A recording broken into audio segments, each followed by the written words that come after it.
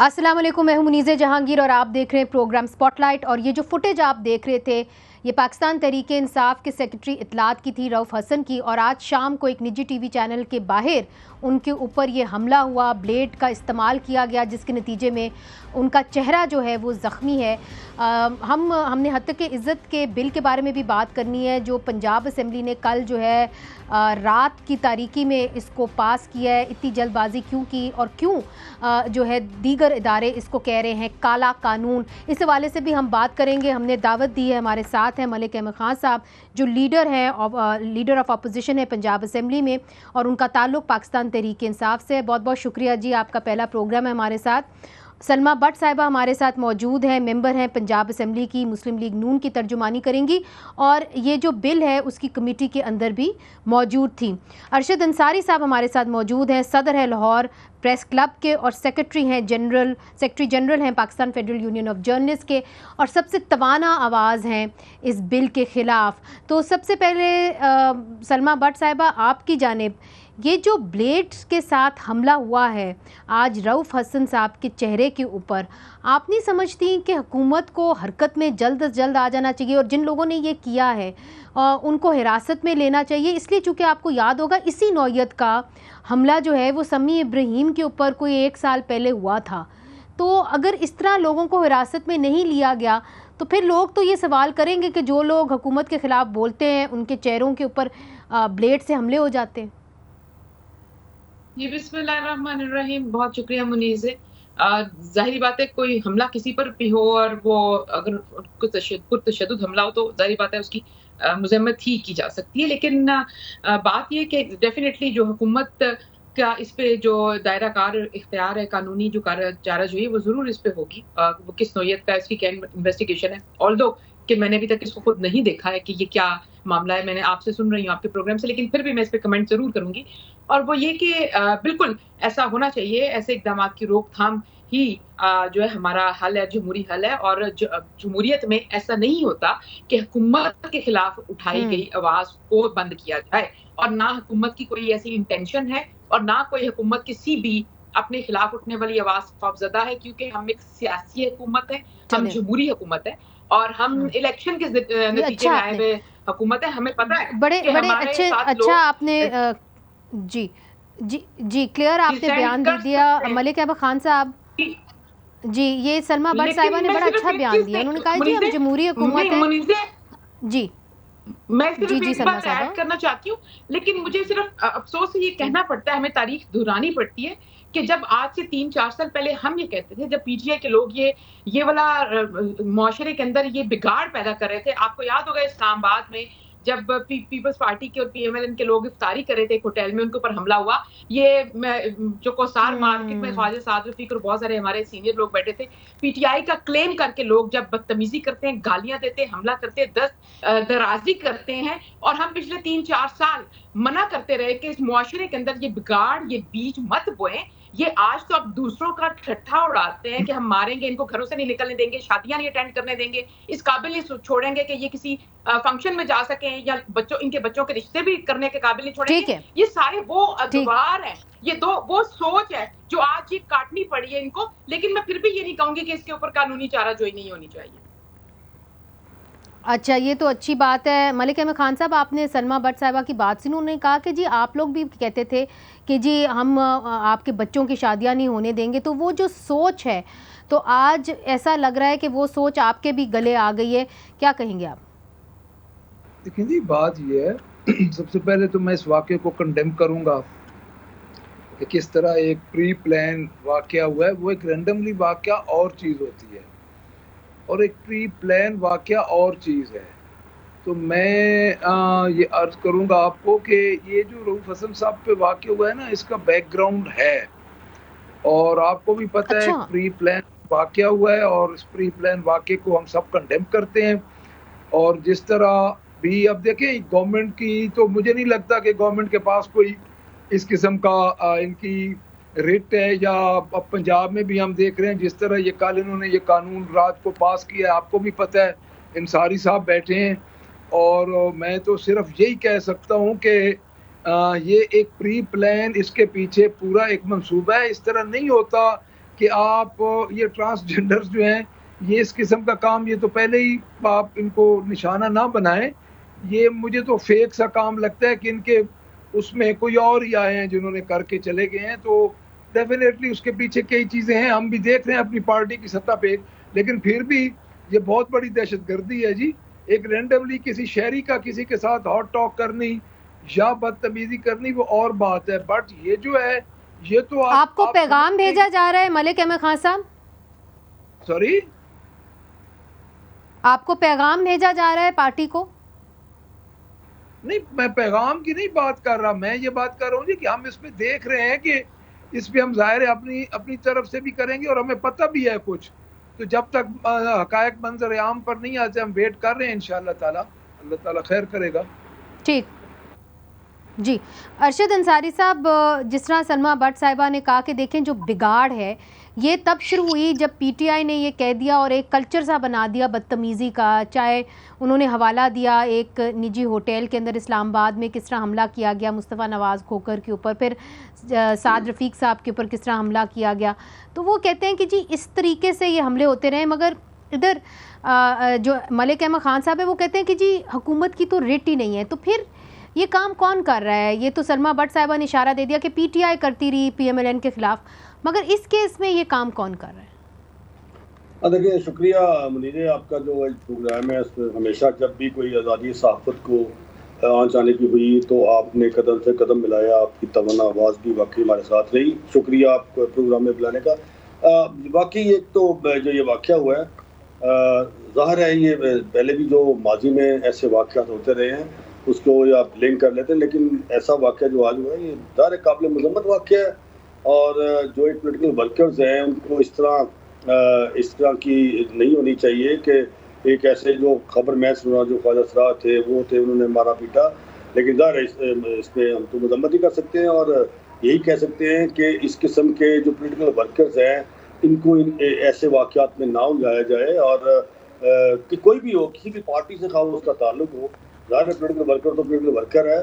और कम से कम इसकी जो वाक़े की जो है वो पूरी गवर्नमेंट को, पाकिस्तान को, इस्लामाबाद को इस वाक़े का नोटिस लेना चाहिए और जो भी इसमें मुलव्वस है उनके खिलाफ कार्रवाई होनी चाहिए इसमें तो। और बल्कि आगे से ऐसी बात ना हो जिस तरह के पोलिटिकल वर्कर थे कि जाहिर है कि वो अपनी पार्टी के लिए नहीं, मगर अरशद अंसारी साहब वो समी इब्राहिम के ऊपर जिन्होंने हमला किया था वो क्या पकड़े गए कभी? मैं तो यही कहूँगा, ज़ाहिर है वो भी आपने समी इब्राहिम के साथ इसको लिंक किया, ये वाक़या तो उसी लिंक का लगता है मुझे, तो उसी तर्ज का भी लगता है। लेकिन ज़ाहिर है कि उसको समी इब्राहिम हमने भी उसको कंडेम किया था, उस पर मज़म्मत की थी शदीद, और हमने इस पर एहतजाज भी किया था कि इस तरह सहाफ़ियों को डराना धमकाना, बुरी तरह मारना, और इस तरह तो आप ज़ुबानबंदी नहीं होगी। तो ज़ाहिर है ये वही काम हमारे साथ हो रहा है, वही काम पोलिटिकल वर्कर्स के साथ हो रहा है। तो कहने का मकसद ये है कि जो लोग भी हैं उसमें इनको पकड़ना चाहिए, गिरफ्तार करना चाहिए। उस वक्त नहीं हुए, चले अभी जी बिल्कुल जी देर आए दुरुस्त आए अरशद अंसारी साहब। और आपने बात दुरुस्त की कि एक तरफ हम ये देख रहे हैं कि जिस तरह ये कह रहे हैं मलिक अहमद खान साहब के कल एक कानून जो है वो रात की तारीकी में पास किया गया, आपने उसकी सख्त मुखालफत की। Pakistan federal union of journalist ने इसको काला कानून का, और डॉन जो काफ़ी एक मोतबर अखबार है उन्होंने ये कहा कि ये एक ख़तरनाक कानून है और ये इसलिए बनाया गया है ताकि जो लोग तनकीद कर रहे हैं उनको पैगाम दिया जाए, उनके अंदर खौफ पैदा किया जाए। ये क्यों कहा जा रहा है हम आपको दिखाएंगे वक्फे के बाद, और वक्फे के बाद आपको पैकेज दिखाएंगे कि इस कानून में ऐसा है क्या जिसकी वजह से सभी लोग सरापा एहतजाज हैं। वक्फे के बाद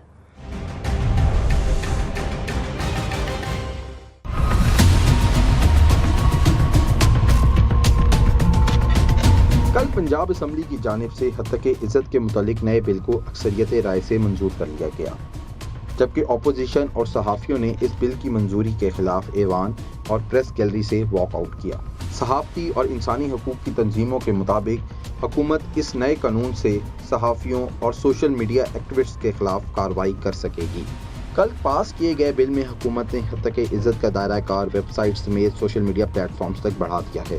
हत्तके इज़्ज़त के दावों की समाअत ट्रिब्यूनल्स में होगी, जिनके लिए जजेस का तकर्रर हुकूमत और chief justice Lahore high court बामायनी मुशावरत से करेंगे। ट्रिब्यूनल के लिए जिलाई अदालतों के जजेस और सुप्रीम कोर्ट के वकला को बतौर जज तैनात किया जा सकेगा। इसके अलावा हुकूमत chief justice Lahore high court की मुशावरत से ट्रिब्यूनल के जज को बगैर वजह बताए हटा सकती है। इससे कबल हत्या इज्जत के मुकदमात की समाअत जिलाई अदलिया के जजेस ही किया करते थे और उनकी तैनाती में हुकूमत का कोई किरदार नहीं हुआ करता था। मुजव्वजा कानून ने ट्रिब्यूनल्स को मुकदमात के फैसले 180 दिनों के अंदर करने का पाबंद किया है।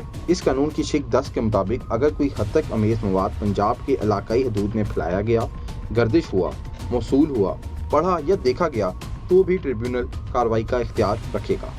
इसका मतलब ये हुआ कि अगर पंजाब की हदूद से बाहर मौजूद शख्स का शाया शुदा मवाद पंजाब में इंटरनेट या किसी और जरिए से देखा जाएगा तब भी उस शख्स के खिलाफ दावा पंजाब में दायर किया जा सकेगा।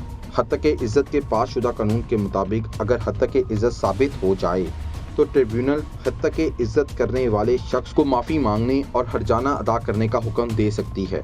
इसके अलावा ट्रिब्यूनल मुतलका रेगुलेटरी अथॉरिटी को सोशल मीडिया अकाउंट या दूसरे मीडियम या प्लेटफॉर्म को मुअत्तल या ब्लॉक करने की हिदायत भी जारी कर सकती है।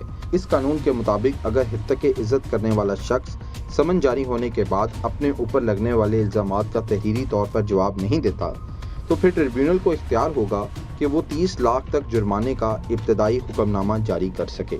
इस कानून में आईनी ओहदेदारों के लिए एक खास इंतजाम भी किया गया है। आईनी ओहदेदार हत्या इज्जत का दावा किसी मजाज अफसर या वकील के जरिए दायर कर सकेंगे और आईनी ओहदेदार के मुकदमे की समाअत के लिए लाहौर हाई कोर्ट के सिंगल जज पर मुश्तमिल खसूसी बेंच उनके मुकदमात की समाअत करेगा। जबकि बिल के मुताबिक कोई भी शख्स ट्रिब्यूनल में ज़ेर समाअत मुकदमात पर तबसरा नहीं कर सकेगा और खिलाफ वर्जी करने वाले शख्स को 50,000 तक जुर्माना आयद किया जा सकेगा। वेलकम बैक नाजरीन, आपने तफसीली तौर पे सुन लिया कि इस बिल के अंदर क्या क्या काबिले इतराज़ जो हैं वो नुकात हैं। तो जिस तरह के Pakistan federal union of journalist ने इसको काला कानून कहा है, तो अरशद अंसारी साहब जो सेक्रेटरी जनरल हैं PFUJ से, उनसे पूछेंगे। और अब हमें असद जमाल साहब ने भी ज्वाइन कर लिया है जो वकील हैं, और सलमा भट्ट साहिबा पाकिस्तान मुस्लिम लीग नून की तर्जुमानी और पंजाब हुकूमत की तर्जुमानी करने के लिए हमारे साथ मौजूद है। अरशद अंसारी साहब, आप इसको काला कानून क्यों कह रहे हैं? और डॉन जैसा न्यूज़पेपर इसको कह रहा है ख़तरनाक कानून, और कहता है कि जी जिस तरह आमरीत में कवानीन होते थे, ये उससे बढ़ के भी जो है ये आगे निकल चुका है। क्या ख़तरा है इस कानून में? इसमें देखें, मैं ये कहता हूँ कि इस कानून में भी तो खैर पढ़ के भी सुना दिया है आपने, इसको अभी इंटरव्यू लिया है। अच्छा, इसमें कई ऐसी शिकें हैं जो बिल्कुल 1973 के आइन से भी मुतसादम है। लेकिन 1973 का एक्ट 19 जो हमें कहता है उसमें इसमें हमें कोई जो शिकें हैं वो मेरे पास हैं। और देखें, इसमें ट्रिब्यूनल की बात हो रही है, इसमें 30 लाख जुर्माने की बात हो रही है, 3 करोड़ तक जाएगा। अच्छा, इसमें दूसरा लिया गया, इसको इस कानून को डिस्क्रिमिनेट किया गया ऐसे कि मेरे और आपके लिए 30 लाख जुर्माना भी है, 180 दिन में फैसले भी हो जाएंगे, 3 करोड़ तक भी जा सकता है। अच्छा, इसको कहते हैं पब्लिक एट लार्ज। इसमें ये डिस्क्रिमिनेशन है कि पब्लिक होल्डर, कॉन्स्टिट्यूशनल ऑर्गन हैं, इदारों वाले हैं, वो हाई कोर्ट वो उनको देखेगा। ये बिल्कुल ही गलत बात है। इसमें कई ऐसी चीज़ें हैं, अगर ये मैं पढ़ के आपको सुनाऊँ तो इसमें क्लॉज दफ़ा 2 है, 5 है, 9 है, 11 है, 35 है, 15 है, 17 है।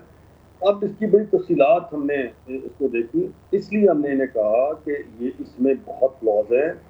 आप हमारे साथ बातचीत करें कि इन्होंने बिल्कुल नहीं की। जब हमने एक मुजाहरे की कॉल दी कि आज पंजाब असम्बली के बाहर कल हम एहतजाज करेंगे, तो गवर्नमेंट ऑन बोर्ड आ गई। गवर्नमेंट ने कहा कि आप हमारे साथ बैठ जाएं। बड़ी अच्छी बात है, बैठ के बात करना तो कोई बुरी बात नहीं है।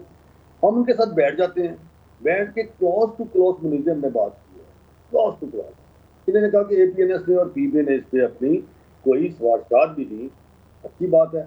हमने कहा फिर आप कुछ इसमें दिन दे दें, कि 2, 4, 5, 10 दिन दे दें, उससे ये होगा कि PFUJ अमेंड और CPN भी इसमें दे दे। तो उन्होंने कहा हाँ ठीक है। ये तो 2-2.5 घंटे की मुलाकात, 3 घंटे की मुनीजे, कभी इतनी लंबी तवील मीटिंग हुई। इसमें उज़मा बुखारी साहबा स्पीकर साहब थे और एडवोकेट जनरल पंजाब थे। अच्छा, इनको ऊपर से यही इत्तला थी, हमें भी पता था कि आज इन्होंने 12 बजे रात से पहले इस बिल को इम्पोज करना ही करना है, पास कराना ही कराना है, ये इनको हुक्म था। अच्छा, अब हम क्योंकि तो फिर वो मुशावरती इजलास जो था वो बस विंडो ड्रेसिंग थी, टोपी ड्रामा था। वो उसको टोपी ड्रामा कह रहे हैं या टाइम गेन कह लें या ये कह लें कि हम ट्रैप हो गए, चले कोई बात नहीं, हम आईनी हक है हमारा, पुरअमन एहतजाज सबका आईनी और कानूनी हक है। हम वहाँ बैठ गए, जब इन्होंने कह दिया हम बैठ के बात करके मामले को हल कर लेते हैं, हमने कहा कम से कम इसको अभी एजेंडे से डिलीट कर दें। कौन सी ऐसी क़यामत आगे आज नहीं होगा तो 4 दिन बाद हो जाएगा, 10 दिन बाद। चलिए इनसे पूछ लेते हैं। ठीक ठीक, तो इनसे पूछ लेते हैं, क्योंकि आपने भी कहा हुआ है कि आप एहतजाज करेंगे। सलमा भट्ट साहिबा, कौन सी ऐसी क़यामत आ गई? आप बात कर लेते Pakistan federal union of journalist से। जब आप ऑपोजिशन में थे तो बड़ी अच्छी आप लोगों की मुशावरत उनके साथ रहती थी, बातचीत रहती थी, पीका के कवानीन के खिलाफ एहतजाज भी होता था। तो अगर ये इतना ही अच्छा बिल है तो मुशावरत के साथ भी तो पास हो सकता था, क्या ज़रूरत थी 11 बजे कल रात को पास करने की? एक बात ये कि 11 बजे रात को इसलिए 10 बजे इसलिए हुआ क्योंकि इसके ऊपर बहुत लंबी मुशावरत हुई थी। अगर ये मुशावरत के बगैर आना होता ना, तो आपको पता है कि माजी में जब पीटीआई की हुकूमत थी, इसी पंजाब असेंबली में ये जानते होंगे कि एक साल में 80 ऑर्डिनेंस आते थे, 2 मिनट में एक ऑर्डिनेंस पास होता था। ना को बिल टेबल मगर मुशावरत तो कमेटी में होती है ना, आपने तो टेबल करके मुशावरत की है। जी, मेरी बात, मैं पूरी बात कर लूं अपनी। वो बिल होते थे जो बगैर मुशावरत के आते थे, मैं इनको याद दिलाना चाहती हूँ, जो ऑर्डिनेंसेस के थ्रू आते थे, जिसमें 5-5 मिनट भी नहीं जो ना बहस होती थी इसी असेंबली के अंदर, और किसी को पता भी नहीं होता था कौन सा बिल आया, कहां से आया और कहां चला गया। वो होता था बगैर मुशावरत के। जहां तक इस बिल की डेफर्मेशन, जिस बिल का ये जिक्र करें, ये तो जुमेरात को हुआ। उसके बाद इनके पास 5 दिन थे ऑपोजिशन के पास कि ये अपनी इसके ऊपर देख सकते थे, इस पे नजरसानी कर सकते थे, कमेंट दे सकते थे। फिर उसके बाद मगर आप स्टेक होल्डर्स को भी तो बुला सकते थे ना। पीएफयूजे को तो माजी में, मैं आपको बताऊं सलमा भट्ट साहिबा, आप माजी में बुलाते रहे हैं, शायद आपको नहीं पता, मगर फेडरल गवर्नमेंट पीएफयूजे को बाकायदा तौर पर बुलाती रही है हमारी पार्टी के कमेटी में। मगर कमेटी में जहां बिल जाता है वहां पे उस पर मुशावरत होती है, फिर टेबल होता है। इधर तो टेबल होके फिर मुशावरत होगी। कमेटी की मुशावरत के बाद ये बिल टेबल हुआ है, ऐसे नहीं हुआ। और उसके बाद ऑपोजिशन ने इसके ऊपर कमेंट किया, कमेटी में कौन गया? कल 4-5 घंटे इस पे जिरा हुई है। उसके बाद ये बिल आया, कोई रातों रात नहीं आया। अगर ये रातों रात आना होता तो हम जुमेरात को भी ला सकते थे, उस दिन भी मेजोरिटी मारी थी। हम जुमेरात को क्यों नहीं लेकर आए? हम मंडे तक अंडर डिस्कशन ही आए ये सबकी। अच्छा, दूसरी बात ये है, ऑनेस्टली समझ नहीं आ सकी इसके अंदर काला क्या है, जो आपने भी दिखाया, जो इन्होंने भी। अच्छा, ये लेट्स गेट टू दैट ना सलमा भट्ट साहिबा, लेट्स गेट टू काला है क्या। असद जमाल साहब, आपकी भी मैंने ट्वीट्स देखी, अब जाहिर है एक्स के ऊपर बंदिश लगी हुई है, मगर हम भी किसी तरह देख लेते हैं। तो उसके ऊपर आपने इसके ऊपर बड़ी तनकीद की हुई है। क्या इसके मोटे मोटे नुकात हैं जो जिसे आप समझते हैं आज़ादी इज़हार राय के ऊपर जो है कदगने लग जाएंगी? ये भी दुरुस्त है क्या कि अगर कोई भी इंसान जो है किसी भी प्लेटफॉर्म से उसके ऊपर डेफेमेशन का एक कानून लागू हो जाए तो वो पूरा प्लेटफॉर्म, पूरा टीवी चैनल, पूरा अखबार बंद कर देंगे? ऐसा है? ऐसा ही है। नहीं, ये तो नहीं है कि पूरा प्लेटफॉर्म बंद कर दिया जाएगा, इस किस्म की बात इस कानून में नहीं है। वो शायद किसी और कानून में लाने का इरादा होगा। लेकिन इस कानून से मुतालिक जो अभी बात हुई थी, मुझे इजाजत दें तो सर, ये सेक्शन 12 दौरानिया गुजरा है 4-5 दिन का, इसके अंदर ये कानून का पास हो जाना, ये मेरा ख्याल है इसके सामने एक बहुत बड़ा सवालिया निशान खड़ा कर देता है। किसी जमहूरी मुल्क में ऐसा नहीं होता कि 5-6 दिनों में या इतनी अहम मौजू पर जो ये लेजिस्लेशन होती है वो तो 5-6 हफ्तों में भी मुमकिन नहीं होती। बरतानिया में जब इसी किस्म का एक नया कानून जब कोडिफाई किया गया, डेफेमेशन एक्ट ऑफ 2013 आया, तो उस पर तो कई महीने डिबेट होती रही और उससे पहले वाइट पेपर छपा, एक्सपर्ट ओपिनियन पैनल की रिपोर्ट छपी, तो वो तो साल का एक प्रोसेस होता है। मेरा ख्याल है कि सबसे बड़ा जो नुकसान पहुंचा है वो जमहूरी प्रोसेस को पहुंचा है इस एक्सरसाइज में। मुझे इजाजत दें, 1-2 मोटी मैं बातें कर लूं, क्योंकि ये पूरा कानून जो है जी जरूर क्वेश्चनेबल पीस ऑफ लेजिस्लेशन है। मिसाल के तौर पर अभी अंसारी साहब ने बात की कि प्रिलिमिनरी डिक्री की एक शिक है इस कानून में, जिसमें कि ट्रिब्यूनल जो एक पैरेलल स्ट्रक्चर इस कानून के तहत खड़ा किया जाएगा। आम जो अदालतें पहले से मौजूद हैं उनका तो इस्तेमाल नहीं कर रहे। चले मान लिया कि भाई उसमें बहुत सुस्त रवि से मुकदमे चलते हैं, तो ये एक स्पेशल मैकेनिज्म बना रहे हैं। हमारी हुकूमतें चाहे वो मिलिट्री डिक्टेटर्स हों या सिविलियन इलेक्टेड गवर्नमेंट्स हों, उनको बहुत शौक होता है कि खुसूसी कवानीन जो हैं वो इजाद किए जाएं, और PMLN का तो ट्रैक रिकॉर्ड है। तो ये चलें स्पेशल एक मैकेनिज्म प्रोवाइड कर रहे हैं, लेकिन कम से कम सोच समझ के तो इसको ड्राफ्ट कर लेना चाहिए था। जो प्रिलिमिनरी डिक्री की बात मेरा ख्याल है कि वो सिर्फ आम लोगों के खिलाफ नहीं वो कानून इस्तेमाल होगा, वो सहाफियों के खिलाफ भी हो। देखिए, हमारे जो कॉमन लॉ ट्रेडिशन है उसमें ये बात मानी गई और 1964 में अमेरिकन सुप्रीम कोर्ट ने ये बात कही थी और फिर हम फॉलो कर रहे थे। इंडिया में भी 1994 में सुप्रीम कोर्ट ऑफ इंडिया ने ये बात कही कि जब तक कि किसी सहाफ़ी की तहरीर में या उसकी स्टोरी में चाहे वो ब्रॉडकास्ट हो या पब्लिश हो, प्रिंट हो, उसमें एक्चुअल मैलिस नहीं प्रूव किया जा सकता।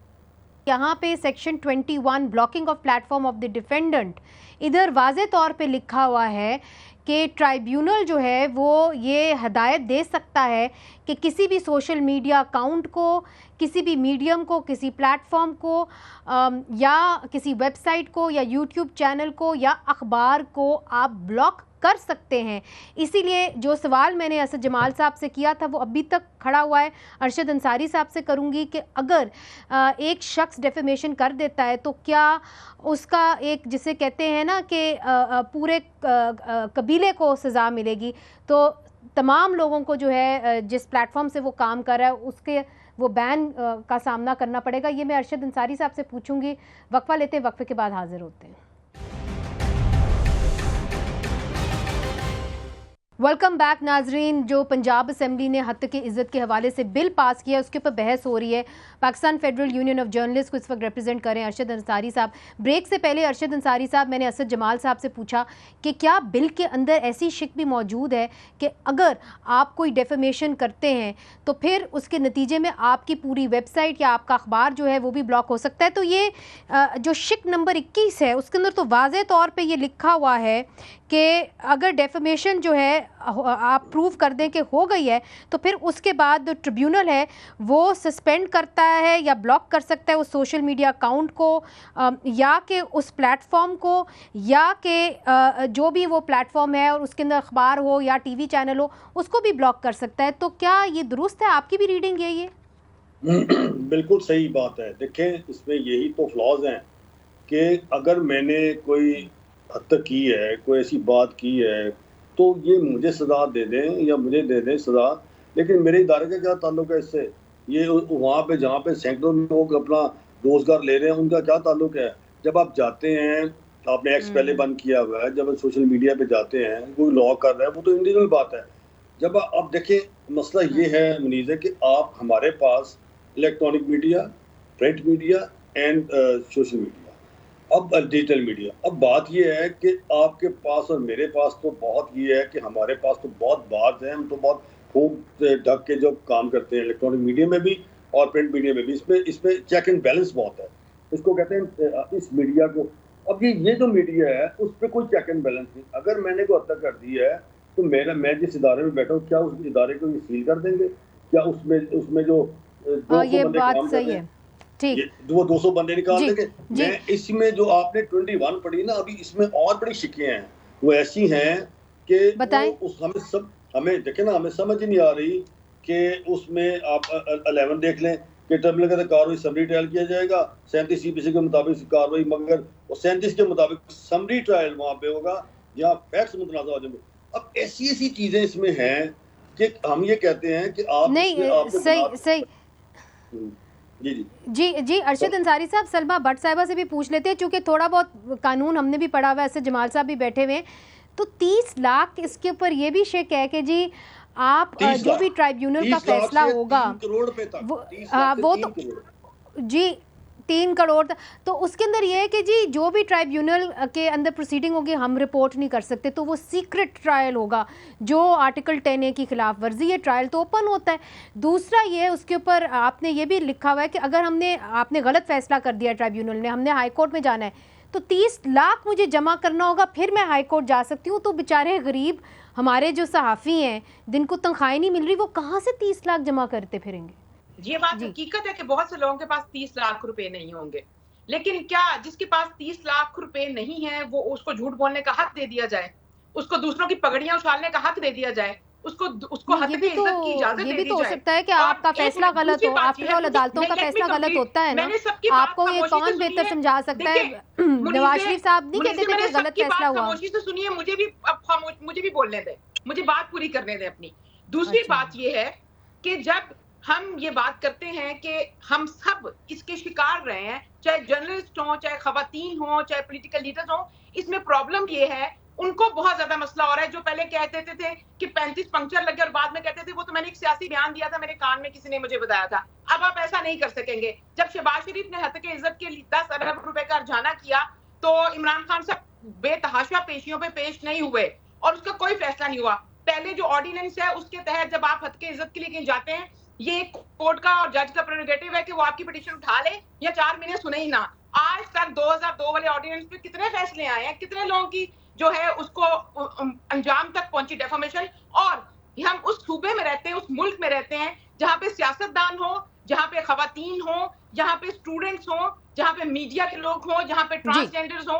कोई एक कम्युनिटी बताएं जो डेफामेशन लॉ ना होने की वजह से सफर नहीं कर रही है। और तीसरी बात ये कि 18वीं तरमीम के बाद नहीं मतलब डेफामेशन लॉ तो है ना जी, और बात करते हैं तो डेफामेशन लॉ तो है पाकिस्तान लेकर आया, तो इसमें बुराई क्या है? इसको तो बल्कि दूसरे सूबों को फॉलो करना। अच्छा चलिए पूछ लेते हैं ना। ठीक मैं आपकी जाने फिर से आऊंगी। असद जमाल साहब, जो सलमा भट्ट साहिबा कह रही हैं कि जी हत्या के इज्जत के हवाले से बहुत सारे केसेस जो हैं वो हमने लॉन्च भी किए मगर उनका कोई नतीजा नहीं निकला, तो फिर इसीलिए ज़रूरत पड़ी कि ये कानून जो है पंजाब असेंबली ये लेके आई। देखिए, ये बात मैं पहले भी कर रहा था कि ये स्पेशल मैकेनिज्म इन्होंने डेवलप करने की बात की है इस कानून में, लेकिन बात यह है कि स्पेशल कोर्ट्स कितनी बनाएंगे आप, और जो आपका ऑर्डिनरी सिस्टम है उसको क्यों नहीं ठीक किया जा सकता? मेरा ख्याल है वो ठीक किया जा सकता है, लेकिन पॉलिटिकल विल नहीं है, उसके लिए बहुत मेहनत दरकार है, टाइम दरकार है। तो ये क्विक और शॉर्ट कट जो हैं, ये उनके जरिए इस किस्म के कवानीन जो कि यानी इंटाई डिक्टेटोरियल अथॉरिटेरियन रेजीम्स भी, मेरा ख्याल है उनके पास भी डेफेमेशन से मुतालिक ऐसा कोई कानून नहीं होगा। Coming back to your earlier question कि प्लेटफॉर्म्स को ब्लॉक किया जा सकता है कि नहीं किया जा सकता, देखिए जब सिंगल यूजर होगा उसके खिलाफ जो डेफेमेशन का केस होगा तो उसकी बुनियाद पर प्लेटफॉर्म्स बंद नहीं होंगे, लेकिन ये इबहाम है इसकी सेक्शन 21 की जो लैंग्वेज है उसमें इबहाम है, और बहुत से मसाइल हैं जो न्यूज़पेपर्स और जर्नलिस्ट को नहीं, मगर इसके अंदर अभाम आप समझते हैं होगा, मगर बाकी जो कानूनदान है उन्होंने ओपिनियन दिया है। कह रहा हूं कि उन्होंने ओपिनियन दिया है, उन्होंने बड़ी क्लियरली ये कहा है कि ये प्लेटफॉर्म जो है ये बंद हो जाएंगे। बहरहाल हो सकता है कि आपकी इंटरप्रिटेशन में कुछ अलग हो, मगर जूरिस्डिक्शन के ऊपर भी आ जाएं। असद जमाल साहब प्लीज, ये इंपॉर्टेंट सवाल है कि जूरिस्डिक्शन जो है पंजाब क्या बाहर निकाल चुका है, तो बाकी सूबे इस पे क्या कहेंगे कि जी अगर एक बंदा बैठा सिंध के अंदर कोई डेफेमेशन करता है और वो पहुंच जाती है व्हाट्सएप कॉल इधर पंजाब में, तो आप क्या सिंध के बंदे को आप के डेफेमेशन के ऊपर आप ठहरा सकते हैं कि नहीं ठहरा सकते? इसके बाद बाकी सूबे क्या करेंगे अगर उनके लोगों को? बाकी सूबों की कोई राय जरूर होनी चाहिए, लेकिन और चूंकि पाकिस्तान एक फेडरल डेमोक्रेटिक रिपब्लिक है तो उस पर बात हो सकती है, लेकिन ये कानून में ये गुंजाइश मौजूद है और ये कोई अनकॉन्स्टिट्यूशनल बज़ाहिर अभी नजर नहीं आती, लेकिन ये it can have chilling effect और बहुत ही ये खौफनाक, यानी जुरिस्डिक्शन को इस हद तक एक्सटेंड कर देना कि फॉरेन शॉपिंग जो है वो शुरू हो जाएगी। आपने ये देखा कि यहाँ पर सुप्रीम कोर्ट के जजेस के लिए भी रिलीफ इस कानून में मौजूद है। तो अगर सिंध में कोई किसी प्लेटफॉर्म से बात होती है तो उसको पंजाब में लाके रगड़ा जा सकता है। ये इस कानून की एक बहुत बड़ी खौफनाक जो पहलू है।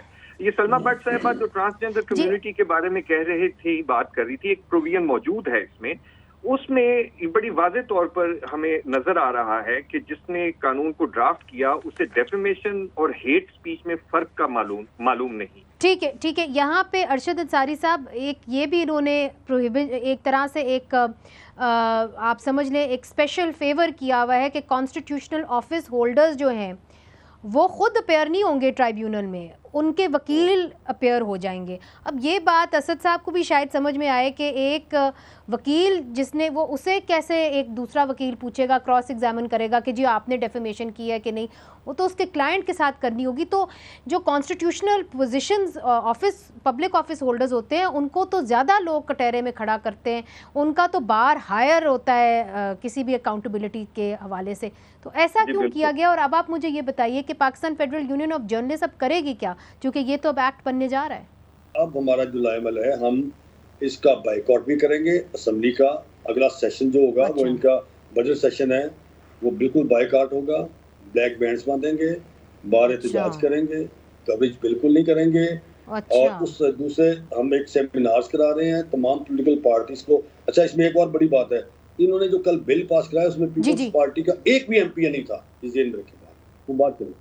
अच्छा, तो अब ये देखना होगा कि गवर्नर जो है इसको सेंड देता है कि नहीं। सलमा भट्ट साहिबा, छोटा सा मुख्तसर सा सवाल, और चूंकि बिल्कुल हम कंक्लूड करना चाह रहे हैं तो आपसे मुख्तसर सा जवाब। सवाल आपसे सिर्फ ये है कि आपने अब पूरी जर्नलिस्ट कम्युनिटी को इस बिल के ज़रिए अपने ख़िलाफ़ कर लिया है, तो अगर आप इनसे मुशावरत कर लेते तो इसमें क्या हर्ज थी? अभी भी वक्त है, अभी भी आप इस चीज़ को रोक सकते हैं और इसके ऊपर नज़रसानी कर सकते हैं। क्यों ना PFUJ को आप बुलाएं, क्यों ना CPNE को बुलाएं और मुशावरत के साथ इस बिल को आप पास करें? दुरुस्त नहीं?